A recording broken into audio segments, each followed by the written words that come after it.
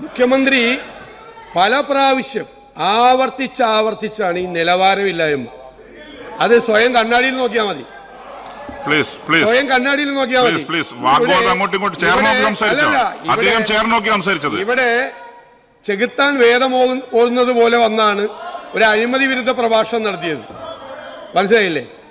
ഞങ്ങൾ പറഞ്ഞത് ഈ സ്പീക്കറെ കുറിച്ച്, സ്പീക്കർ ആരാണ് പ്രതിപക്ഷ നേതാവ് എന്ന്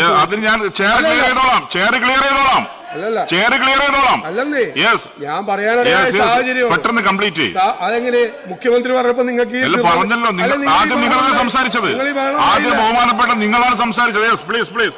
അന്ന് ലോകം കാണുകയാണ്. ഞാൻ സംസാരിക്കുമ്പോ അങ്ങനെ ഇങ്ങനെ ഇടപെട്ടുകൊണ്ടേയിരിക്കുകയാണ്. ഞാൻ സംസാരിക്കട്ടെ.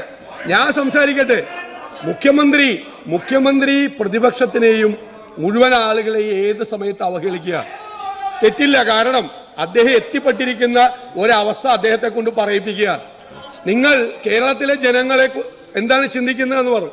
കേരളത്തിലെ ജനങ്ങൾ നിങ്ങളെ കുറിച്ച് എന്താണ് ചിന്തിക്കുന്നതെന്ന് നിങ്ങൾക്ക് അറിയില്ല. കാരണം നിങ്ങളുടെ ചുറ്റുപാട് നിൽക്കുന്ന അവതാരങ്ങളാണ്. ആ അവതാരങ്ങൾ പറയുന്നത് മാത്രമേ നിങ്ങൾക്ക് അറിയുള്ളൂ.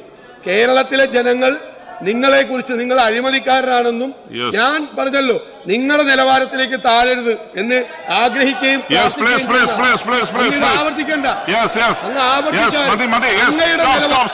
അതൊന്നും എന്റെ അടുത്ത് ഏശില്ല കേട്ടോ.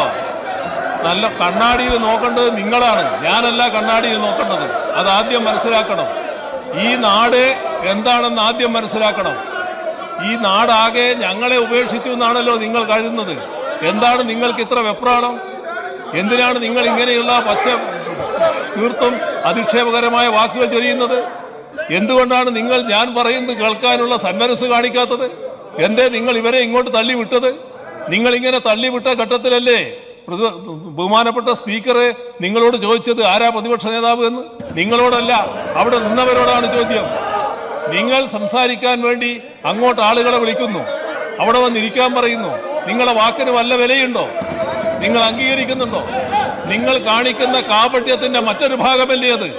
നിങ്ങളൊരു നിലയെടുക്കുക, മറ്റുള്ളവരെ പറഞ്ഞു വിടുക, അതല്ലേ ഉണ്ടാകുന്നത്? നിങ്ങൾ സ്വീകരിച്ചു കൊണ്ടിരിക്കുന്ന കാപട്യം ഈ സമൂഹം കാണുന്നില്ല എന്നാണോ കരുതുന്നത്? നല്ല വാചകത്തിലൂടെ പറഞ്ഞാൽ മാത്രം കാര്യങ്ങൾ തീർത്തും പോകുന്നാണോ കരുതുന്നത്? ആ ധാരണ വേണ്ട. അത്തരമൊരു ധാരണയിൽ തുടങ്ങുകയും വേണ്ട. സതീശനല്ല പിണറായി വിജയൻ, അത് മനസ്സിലായിക്കൊള്ളണം. സതീശൻ എന്ന് പറയുന്നത് കാപട്യത്തിന്റെ മൂർത്തീകരണമാണ്. ആ കാപട്യത്തിന്റെ മൂർത്തീകരണമല്ല ഞാൻ.